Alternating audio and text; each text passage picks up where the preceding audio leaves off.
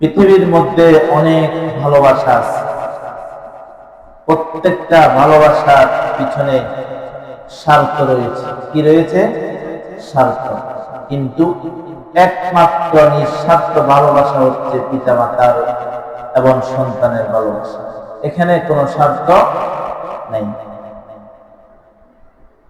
তুমি কোনো মানুষকে ভালোবাসো, তার পিছনে কোনো না কোনো কারণ আছে।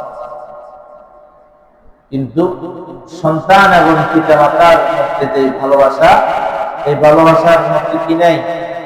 কোনো স্বার্থ নেই।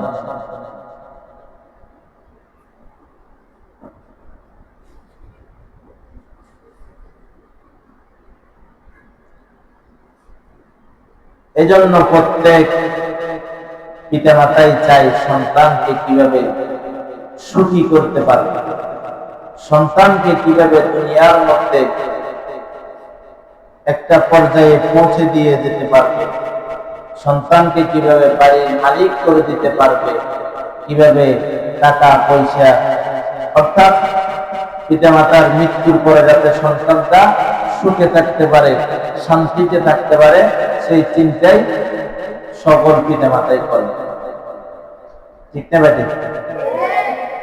প্রত্যেক পিতামাতার একটাই চিন্তা, যাতে ওনাদের মৃত্যুর পরে সন্তানগুলো সুখে থাকতে পারে, শান্তিতে থাকতে পারে। সেজন্য সব সময় এই চিন্তায় চিন্তিত, কিভাবে সন্তানের জীবন সুন্দর হবে।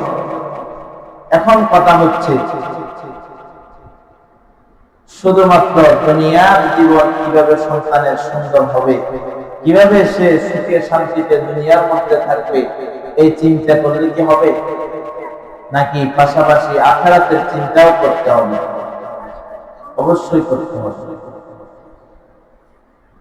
সন্তান মৃত্যুর পর কিভাবে আখিরাতে সুখ পাবে, শান্তি পাবে, সেই চিন্তাও পিতামাতার থেকে করতে হবে।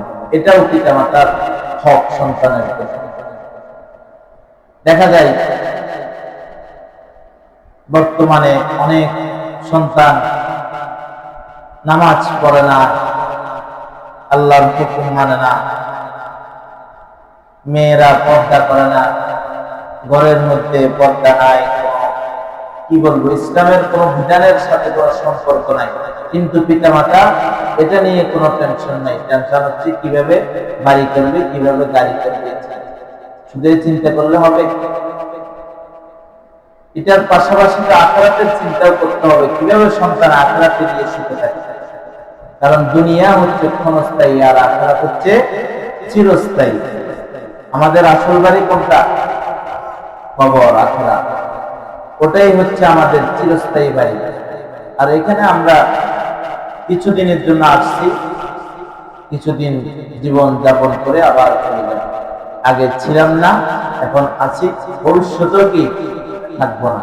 এজন্য আল্লাহ তাআলা কোরআনের মধ্যে বলে, ওমাল হায়াতুদ দুনিয়া ইল্লা লাহু ওয়া লাইব। অর্থাৎ দুনিয়ার জীবন হচ্ছে খেলতামাশা।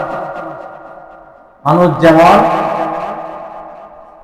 খেলার মাঠে গেলে খেলাধুলা করে কিছুক্ষণ সময় কাটাই দেয়, দুনিয়াটাও হচ্ছে এরকম খেলাধুলার জায়গা, খেলাধুলার মতো। তবে যারা এই দুনিয়ার জীবনকে সুন্দর করে ভালো সময়ে ভালোভাবে কাজে লাগায়, তারাই পরকালে আসল জায়গায় গিয়ে সুখে থাকে, শান্তিতে থাকে। আর যারা দুনিয়া থেকে খেলাধুলার মধ্যে কাটাইতে সময়কে মূল্যায়ন না করে, আল্লাহর হুকুমের সাথে কোনো সম্পর্ক থাকে না, তারা আখিরাতের জীবনে গিয়ে কষ্ট। এই জন্য দুনিয়ার জীবনকে সুন্দর করতে হবে। কেন? যাতে আখিরাতের জীবন কি সুন্দর হয়। আখিরাতের সুখ শান্তি যদি চান, আখিরাতের সুখ শান্তি যদি চাও, তাহলে অবশ্যই দুনিয়াতে তোমাকে সেই চেষ্টা, সেই কষ্ট করতে হবে দুনিয়ার মধ্যে আখিরাত সুন্দর হওয়ার জন্য। তো প্রত্যেক পিতামাতা যেভাবে সন্তানের বাড়ির চিন্তা করে, গাড়ির চিন্তা করে, দুনিয়াতে কিভাবে সুন্দরভাবে বসবাস করে জীবন যাপন করবে সেই চিন্তা করে, সাথে সাথে প্রত্যেক পিতামাতার এই চিন্তা করাও দরকার, আমার সন্তান আখিরাতে কিভাবে সুখে থাকবে, আখিরাত কিভাবে আমার সন্তানের সুন্দর হবে সেই চিন্তাও করতে হবে।